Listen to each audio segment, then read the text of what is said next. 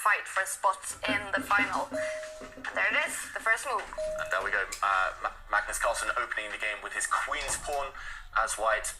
We will see some very quick moves at this early stage. White trying to occupy the center with pawns. That's why black has just played his last move.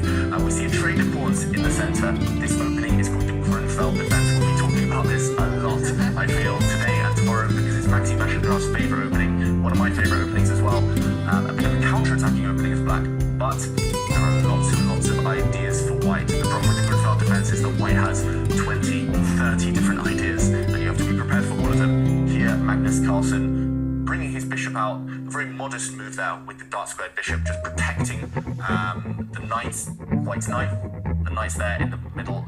Normally they get traded in that position, but black's knight drops back, white's bishop moves again, so white's lost a move, but look at white's center, those two pawns in the middle, they are beautiful for white right now. It's going to be very hard for black to undermine those, to chip away at the center. Maxime Vachier-Lagrave frowning, maybe he's just, that was a slight... This was in 2019, and you can see that Magnus making a move, which is still very much the main idea. Yeah, so this move, it was very trendy just a few years ago.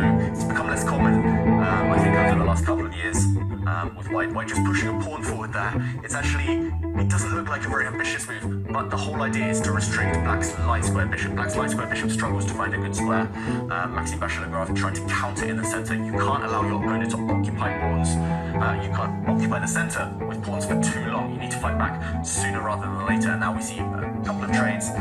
White's bishop takes that pawn. You might see the dark square bishop leaves the board. Now, Magnus Carlsen may be trying to head towards an endgame where he'll feel that he can maybe outmaneuver Vachier-Lagrave. I'm surprised by this opening choice by Magnus Carlsen. Just the last couple of moves at least.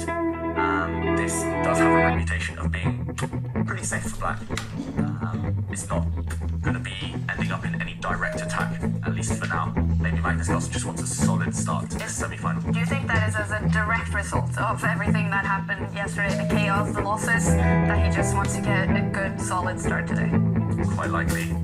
Yesterday was a real roller coaster, and sometimes after that you just need to take a breather. And there we have seen a couple of trades. The dark square bishops leave the board, the queens also leave the board, so we're heading towards an endgame. This is a position one of my earliest coaches, he would have called it an NQE, not quite an endgame, but we're heading there. There's still a lot of pieces on the board, but the queens are off, and that normally means Magnus Carlsen is a happy bunny. And endgame doesn't mean that the game will be over soon. No, it certainly doesn't. And just because the position is equal doesn't necessarily mean it will be a draw. You know, we did actually see Magnus play endgames against Maxime Vachier-Lagrave before. You know, we saw it happen in